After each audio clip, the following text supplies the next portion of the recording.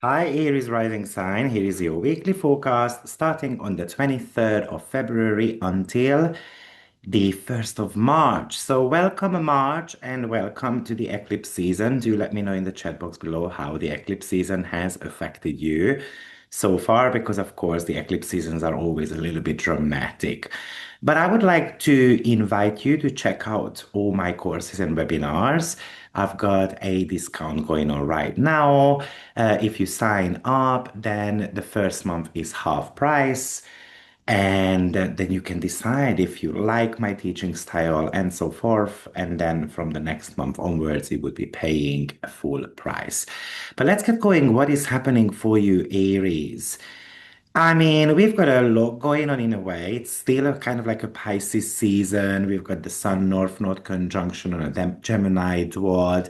We've got the Mars-Uranus square. We've got the Moon out of bound. So, but let's go and let's see what is happening. Well, you have got quite a 12th house activation going on. I mean, the very first stop is Atlantis entering Pisces for you. So that could talk to you about a secret or a buried project from January might be resurfacing during this Mercury-Venus conjunction, and maybe you finally find the words to explain it. Or even Niobe is going to be entering your 12th house this week, which is somehow showing a deep, a little bit of a crying type of element. Maybe you release a grief you have been holding on for a while. But yes, we do have got this Mars in your 11th house, square Uranus in your second, which is a sudden group expense or a technological glitch in your business, which is going to require you to have to spend a little bit of a money. But let's just kind of like see this one by one, what exactly happened. So, of course, one of the most important one is this Sun and North Node conjunction in your 12th house. So this is a fated dream, a psychic hit. Maybe it's providing that missing piece for a secret project. Or I can imagine,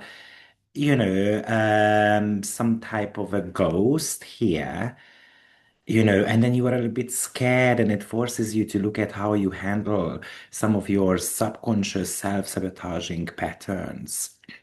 Or I can even imagine that you realize that mothering yourself requires you to first forgive maybe a secret grief. Now, the grief could be coming from Niobe. The self-parenting comes from Ceres and Chiron in your first house. By the way, hopefully you have listened to the general forecast because I am breaking this down. I'm giving you the dates, I'm giving you the degrees there, so that you might want to be making sure that you listen to that video entirely. Also, we've got the Venus and Juno sextile happening this week as well. And I can imagine a secret supporter or a behind the scenes partner who offer you a commitment possibility. Maybe it's a new career, but you have to be keeping it secret at the beginning. Or maybe you realize that certain type of spiritual practices in your life need a bit more disciplined schedule because that's going to be truly nourishing you. Remember, you have got the self-parenting archetype happening in your first house. And I can also imagine that you find even a bit of a beauty in some of the rules of a creative project. Maybe you are enjoying something behind the scenes, and then you are committing to it. But this would be surely something quite creative.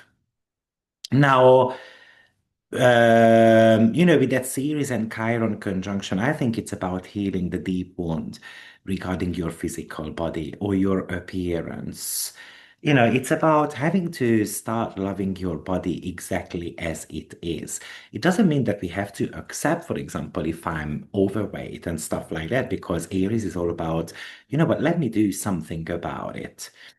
But if you start, for example, healing your independence, then this could feel very like it could feel like a motivation to go and then make a change. It's about realizing that you don't need permission to start a new chapter of your life. And maybe you are ready to set firm boundaries as well to protect your energy a little bit. Maybe you have to realize that self-sacrifice was actually a want rather than a virtue. You are not calibrated for such thing, Aries rising.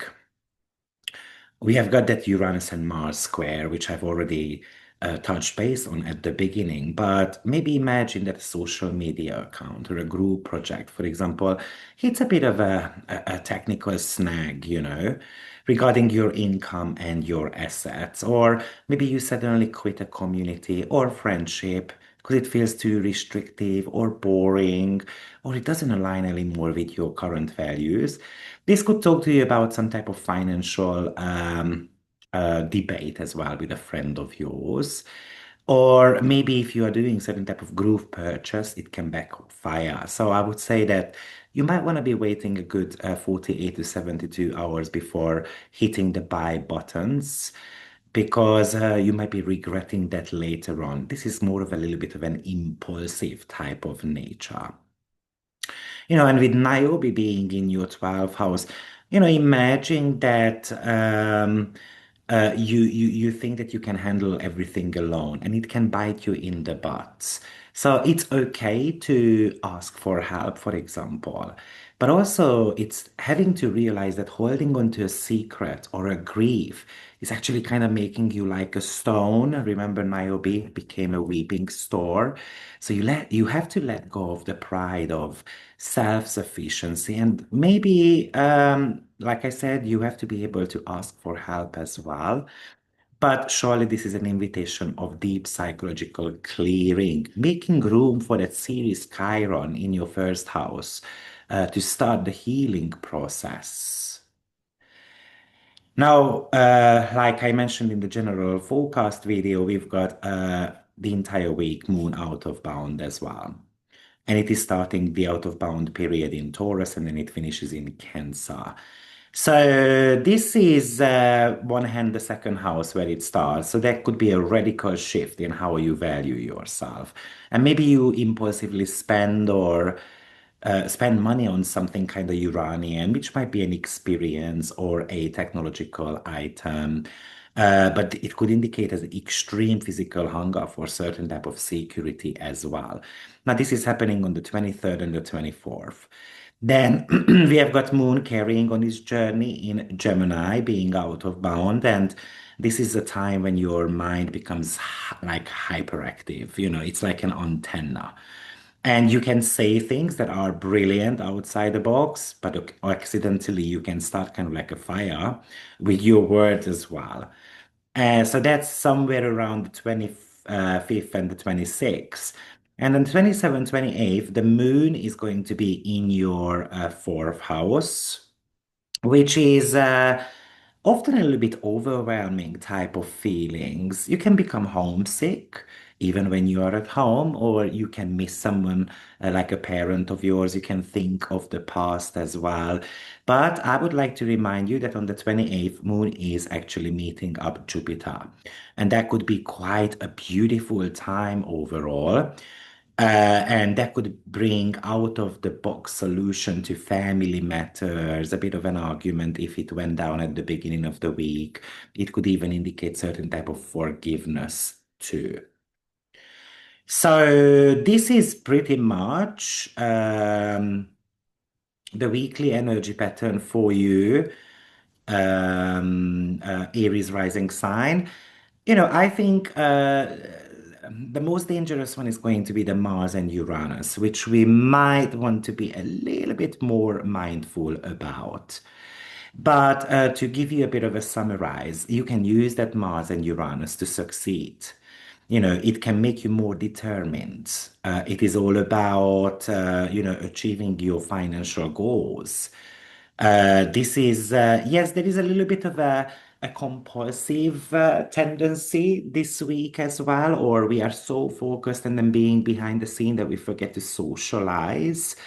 But maybe that first house and the self-parenting is about wanting to feel more attractive, for example. And by the way, that could increase your sexual desire quite significantly as well.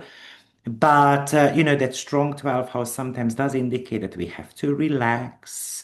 We have to be able to spend a little bit of a time alone. We have to do things that we truly pleasure. Okay, so, and then if it comes to certain type of arguments, for example, this week, you might want to just step back a little bit, trying to come up with a solution or a mutual understanding or like the willingness to cooperate with someone. Especially if it comes to legal matters, financial matters, or work matters as well, because you might decide that I'm just going to shut the door on someone's face. I cannot tolerate this anymore. So even this could indicate such things as well. That would be very typical, for example, around the 27th or the 28th of February. So, Aries, good luck, and I will see you next week. Take care. Bye bye.